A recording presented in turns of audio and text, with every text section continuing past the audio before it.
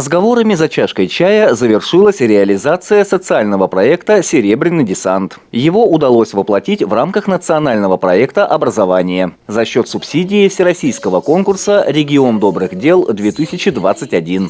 Подвести и обсудить итоги проекта участники и организаторы собрались в кафе.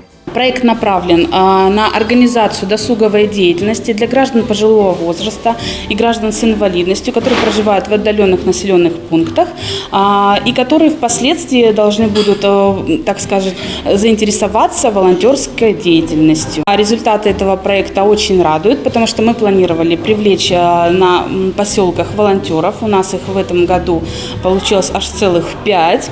В число привлеченных волонтеров вошла жительница Нижнего Одесса Елена Григорьевна Грачева. До пенсии она работала машинистом насосных установок. Уже год не работает. Когда выходишь на пенсию, человек пожилой остается как-то один на один сам с собой. Ему нужно общение. И вот поэтому надо собираться в общество, чтобы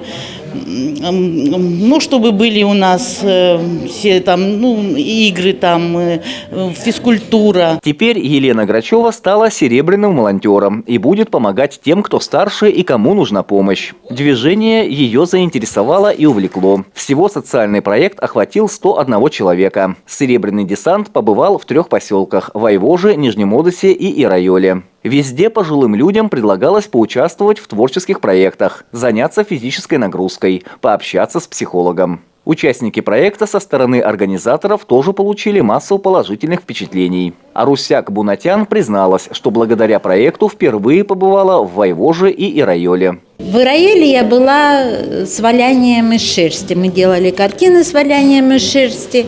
А идею эту подала наш волонтер Кудряшова Эмма Алексеевна. Вон она там сидит. А так как это было первый раз, я выезжала в Ирайоль, я, конечно, волновалась, как меня примут, как и что. Для этого мы провели репетицию. Я все это делала сначала в Сосногорске в доме. И потом еще Оксана Васильевна Негорушкина помогла составить речь, как это все преподнести. Туда приехали, там очень хорошая публика оказалась. Чувствовали себя как дома.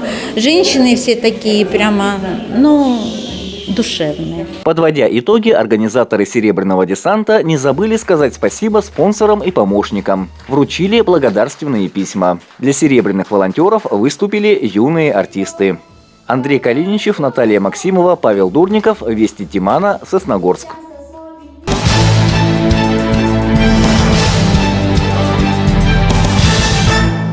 Что нужно для поступления в вузы Министерства внутренних дел? Ответ на этот вопрос могли получить те, кто позвонил на прямую линию, инициированную Сосногорской службой общественной приемной главы Республики Коми. Горожане предложением воспользовались. Правда, звонили не сами будущие абитуриенты, а их родители. Так мама 8-классника решила уточнить некоторые вопросы заранее. Ведь в вуз можно поступить только после 11 класса. Это уже 11 класс. После Нового года вы приходите к нам, вы уже выбрали ЕГЭ, русский и обществознание для сдачи, готовы физически, морально.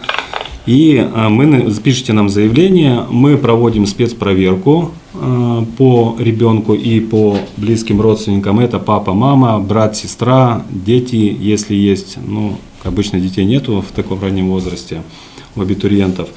И затем ребенку необходимо будет пройти медицинскую комиссию, военно-врачебную комиссию в городе Сыктывкаре, тестирование и полиграф. Высокие баллы на ЕГЭ по русскому языку и обществознанию, хорошая спортивная подготовка, устойчивая психика. Вот, собственно, слагаемые успеха для поступления в вуз МВД. Если ребенок поступает, то предварительно также мы заключаем договор. После обучения ребенок должен будет отслужить в системе МВД не менее 5 лет. Иначе либо вернуть денежные средства, потраченные на обучение. Ребенок в случае поступления в вуз МВД полностью находится на государственном обеспечении. Куда пойти учиться, каждый для себя решает сам. А вот подробности обучения в том или ином вузе можно и нужно узнавать заранее. Что касается вузов МВД, сосногорские полицейские всегда готовы дать ответы на вопросы, которые возникают у выпускников и их родителей. Андрей Калиничев, Наталья Максимова, Павел Дурников, Вести Тимана, Сосногорск.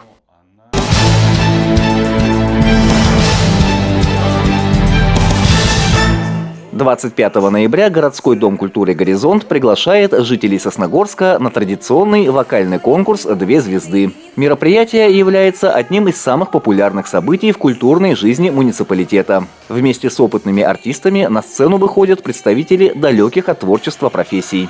В преддверии Дня города 25 ноября мы проводим ставший уже легендарным, полюбившийся многим районный вокальный конкурс «Две звезды». Собственно, он и приурочен к дню нашего любимого города Сосногорска. Так как сейчас проходит год культурного наследия и традиций народов России, программа будет тоже строиться на народной песне. Поэтому я думаю, что всех удивит набор композиций, представленные дуэты. Ну а мы, конечно, ждем большой отклик среди населения, большое количество зрителей. Надеемся на аншлаг. Вокальный конкурс «Две звезды» пройдет в Доме культуры «Горизонт» уже в эту пятницу, 25 ноября. Начало концерта в 17 часов. Стоит отметить, что обладатели пушкинской карты смогут посетить его бесплатно. Андрей Калиничев, Павел Дурников, Вести Тимана, Сосногорск.